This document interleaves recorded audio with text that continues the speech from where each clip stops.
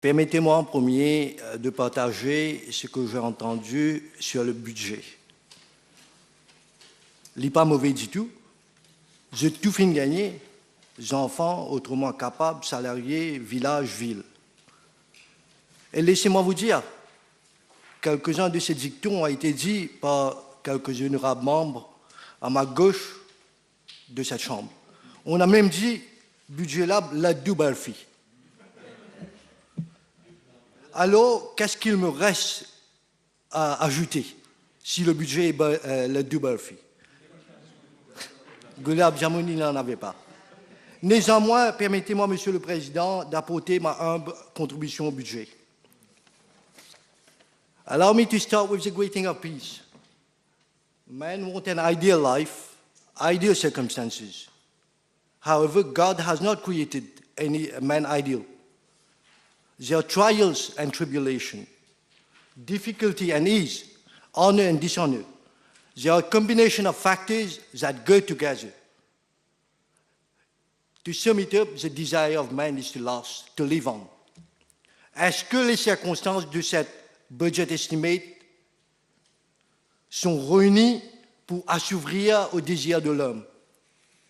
Laissez-moi en premier, Monsieur le Président, vous montrer quelques photos que j'ai vues sur l'Internet. Les circonstances actuelles dont je parle, c'est voilà, les enfants avec des kalachnikovs, avec des AK-47 à travers le monde. Des villes détruites. Des enfants qui dorment dans des bunkers avec leur famille, à la belle étoile. Des enfants qui partagent un plat. Et regardez-moi cet homme qui est en train de mettre la main sur la tête. On est dans des circonstances difficiles. Et voilà plus choquant, voilà le feu qui est réparti à travers le monde.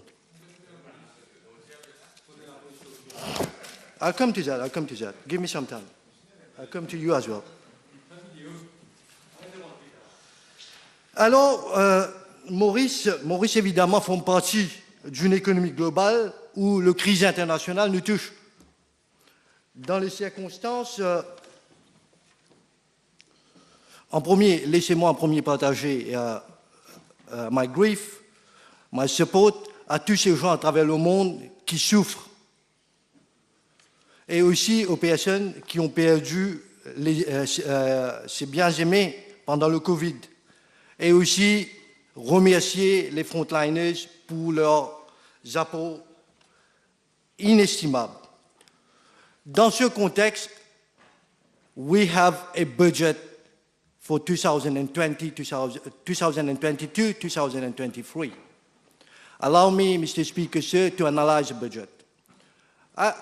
There has not been many orators who has taken the floor before me. But as a young member, allow me to share my surprise, how I'm baffled sometimes by the fact that on one side, we tend to have only good arguments for the budget. On one side, it's only bad argument. Is this budget only about just good or bad? There's no midway. Is there nothing to argue about?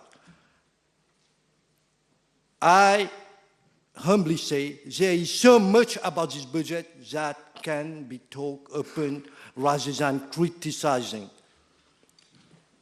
What gets very surprising, my analysis of why it is such a case as it's good or bad on one side is because so many people, so many honorable members omit to read.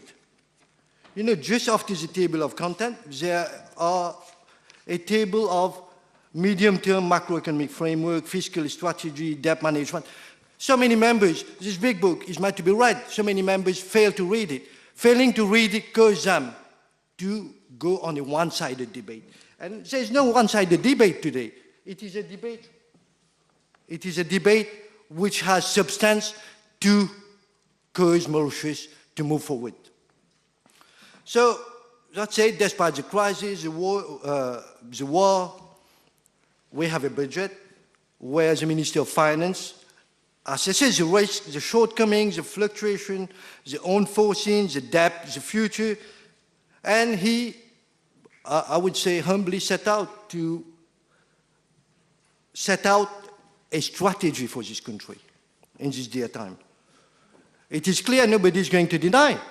He has reduced considerably on big expenditures. It has been reduced.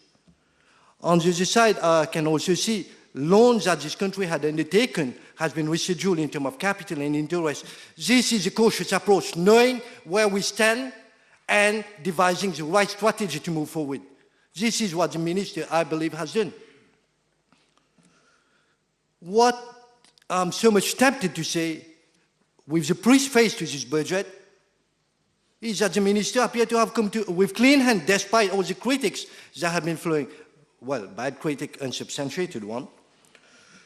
You would see, Mr. Speaker, sir, in the preface, at page 9, Roman italic 9, the Minister of Finance talk of adopting a more prudent level, a more prudent approach.